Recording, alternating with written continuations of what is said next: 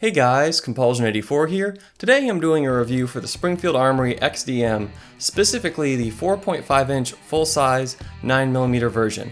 This turned into one of my favorite guns. I use it all the time, it works well, I really like it, I just never got around to doing a review. The XDM is Springfield's answer to the Glock.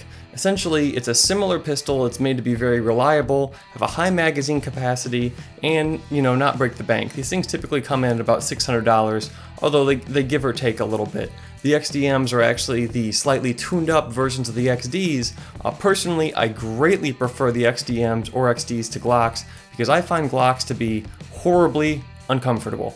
They're great guns, super reliable, good bang for your buck, pretty much good in every way, but I think the grip is about the most uncomfortable thing out of most guns I've ever held. So to me, Glocks are just out for that reason. So these things are very versatile. They come in all sorts of lengths, sizes, etc., and several different calibers. Most of these versions come in 9mm, 40 Smith & Wesson, and 45 ACP. The full-size XDM comes in at 4.5 inches. The competition length one is at 5 1/4, and that's got a machine slot in the top of the slide to reduce weight, so I'm told it handles very similarly to the full-size one.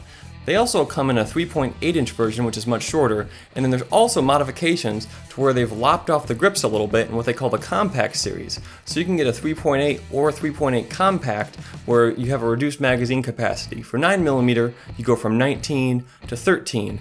If you wanted something for concealed carry, or you're just a smaller framed or smaller handed shooter, going to that compact model might be a better option for you. So they recently came up with a model with an externally threaded barrel that comes in 9mm and 45 ACP, so that's a really cool option that a lot of people have been doing aftermarket for a while. Most XDs come with XD gear, which includes a nice hard case, the gun, a holster, a mag easy loader, a couple of back straps, and then 2 to 3 magazines. You also get a cheap cable lock if that's your thing. They do sell core versions of these guns that come with less accessories for a little bit less money. So back to the full-size XDM that I have. This is an economical double-stack polymer pistol with a couple extra bells and whistles over what you'll typically get over the $500 to $600 range. A couple of the features that you'll notice is that there's a reasonably aggressive grip. There's no tape or anything, but there is places to hold onto it. With sweaty hands, I've never had a problem holding onto it. The gun's also equipped with 3 safeties. My personal favorite is the backstrap safety, which won't shoot if the gun's not depressed. I can sit here and do this all day. It's not gonna do anything. The second I compress it, it shoots. I like this because it's, in my mind, a passive safety, but it keeps you from accidentally, if you drop the gun, especially when I'm running around with a loaded pistol, having some sort of safety to keep this thing from going off is very nice. It's also got the trigger safety that you see on a lot of polymer guns, where you have the wide part of the trigger with the central blade, and it will not compress the trigger and fire it without pushing in that central part. Finally, this is a striker fired gun with a firing pin block safety. So if you don't pull the trigger, the firing pin cannot fall even if you were to drop it, use it like a hammer, whatever. Not saying you should do that. I'm saying some weird things today. It's also got the typical features like the interchangeable back straps. For me, with large hands, I'm at large or extra large glove size. I found the medium insert to actually be very comfortable. The larger one just felt kind of bulky and weird, and small was just awkward, but that is a feature that's there if you do like to swap those. All you have to do is hammer out a pin, put the new strap in, and hammer it back. It's not a big deal.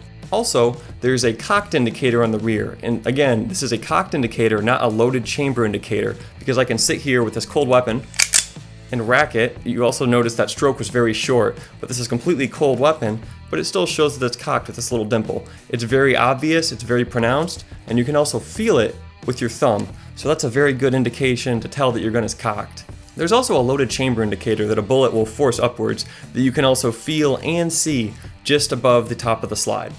The fun part about showing you the sights without pointing the gun at my face, it comes with a 3-dot sight system that is white. I do have to mention that this has a aftermarket red fiber optic front sight that I installed. It was actually my first video on YouTube, and frankly the video is kind of a piece of crap, but it's still my best video at this time. It will show you how to remove the front sight on these with a Dremel, which you can potentially damage your gun slightly, which I did, but it was purely superficial.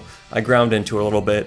The video's up there if you want to do it, but anyways, the reason I had to do that was because these sights are pressed in very strongly, so if you don't have access to a very strong press like an arbor press, you are probably not going to get it out. You might be able to do it with heat and a hammer, or maybe if you have dry ice or something like that, but I could not get it out, so I Dremeled it.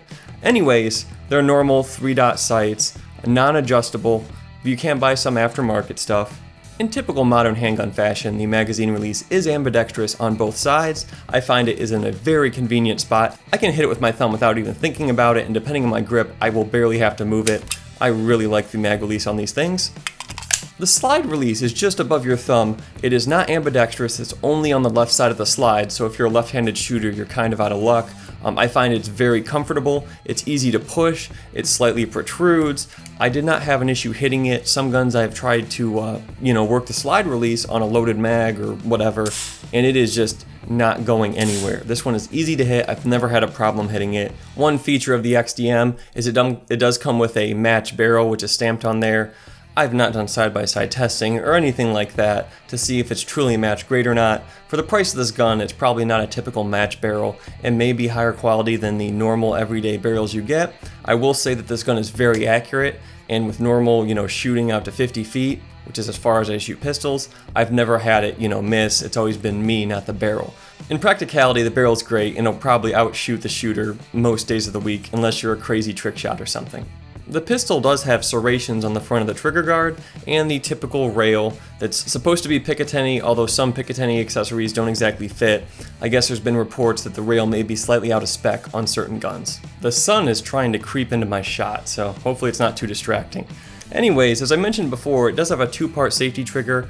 I think it's alright. I wouldn't say it's overly mushy or terrible. For a typical, striker fired gun trigger, this feels just fine to me. However, I did want to reduce the trigger pull weight a little bit, so they do sell both drop-in and gunsmith or machining required kits. I bought a drop-in kit for about $100. I haven't installed it yet, and like I said, there are kits that require some machining or adjustment that cost about $130 to $150.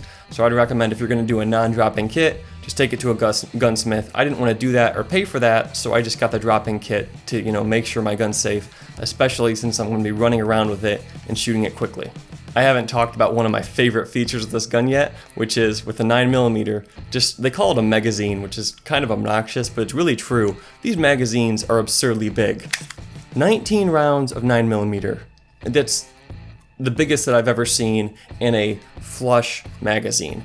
And the other great part of these magazines is they are like 25 or 30 bucks. It's not like the Belgian or the German mags where the magazines are 50 to 60 bucks each. These are 25 to 30. And these magazines aren't just cheap, they're reliable. I drop these on the ground all the time, on rocks, everything else. They've gotten wet, slammed around, whatever. I don't treat these well, and I've never had one fail. I think I've got like 7 of them, but they're just great. And for 30 bucks, you can't go wrong. And again, 19 rounds is just, it's crazy, and it's great if you're going to be doing, a lot of quick shooting or whatever. And just for perspective, if you got the full-size 40, it holds 16 rounds of that, and the full-size 45 holds 13. So you're getting a lot of rounds regardless. Nothing is as impressive as the 9mm. The 40 is pretty impressive, but again, this grip is double stack, and for me, it's very comfortable. You don't have a super overly bulky grip, but you're jamming a ton of rounds in there, and yeah, that's really cool. With these, you can buy more magazines and not cry or sell a kid or whatever you need to do to afford them. These things are also very reliable. I've shot them very dirty, wet, probably had some mud in one once or twice. It works, they just work great. They're super reliable. I would put their reliability on par with Glocks. I don't know if anyone's ever done like a 100,000 round torture test or anything, but in practical purposes, this will not let you down. I don't know if I've ever seen one of these jam. One thing to mention is these guns are actually made in Croatia, and they're stamped right up here showing they're made there. They're imported into the US by Springfield Armory. I wouldn't normally buy guns from Croatia, but these, they've served me very well. I've owned the XD, the XDM, and XDS, and they're all perfectly reliable. But that is there if you want to buy a gun, made in America or whatever. This is technically imported to America, not made here. The sun is chasing me around my room. One thing to mention that's partially performance and partially aesthetic is the front and rear serrations, which I find are a great depth that's a good compromise between, grippiness and being excessively deep for no reason. I don't think I've had my hand slip on these things even when it's wet from rain or sweat, so the serrations work well. I will also mention that the slide has a nice bevel to it, so it's got a slight contour, which doesn't really do anything functionally other than you could maybe argue that it's not going to snag. but it does look nice, and you know, you shouldn't buy a gun purely for aesthetics, but aesthetics are always a nice bonus feature on an already great gun. Disassembling this gun is easy. When you've got an empty gun, you drop the magazine, and then you pull the slide back and lock it with the slide release. Next, you flip up the disassembly lever. Now you release the slide by hitting the slide release and just sliding it forward. You do not need to depress the trigger. Now you've got the frame, the slide, the spring, and the barrel in the 4 separate major pieces. Here is the firing pin and the firing pin spring. That's where it protrudes through the cocked indicator. That is the firing pin stop to prevent it from going off when it's dropped. And there is the release that the trigger hits. I'm not going to release it here. You've got the rest of the typical slide, and up top you've got the extractor. And to reassemble it, you just reverse the process.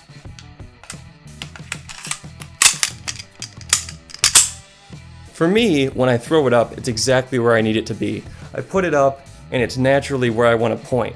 I'm not taking the gun and moving it up to my eye, I'm just putting it up and my eye's there. Again, this is different for every user, but I would say when you go into a gun store, take a look. Just, put up a sight picture and see how it looks. I really like that red fiber optic front sight. The one I'm using is Dawson Precision. They're pretty cheap. I think it was 20 to 40 bucks. Putting them in is easy. Getting the old one out, that was the tricky part. So that's everything I have for the XDM, which is a fantastic pistol for about $550 or $600. Again, in my opinion, it is way more ergonomic than a Glock, just as reliable, and for that very reason, and I would say this is better than a Glock. Not that they're bad, but if it feels like crap in your hand, you don't want that gun. So for me, I bought an XDM, I would buy one again. I'm gonna buy another one sooner or later, but yeah, they're great guns, highly recommend them, super reliable, cheap magazines. It's pretty much all in all what you want for a starter pistol. So if you're maybe getting into guns and you want a double stack semi-automatic pistol, I would strongly consider one of these.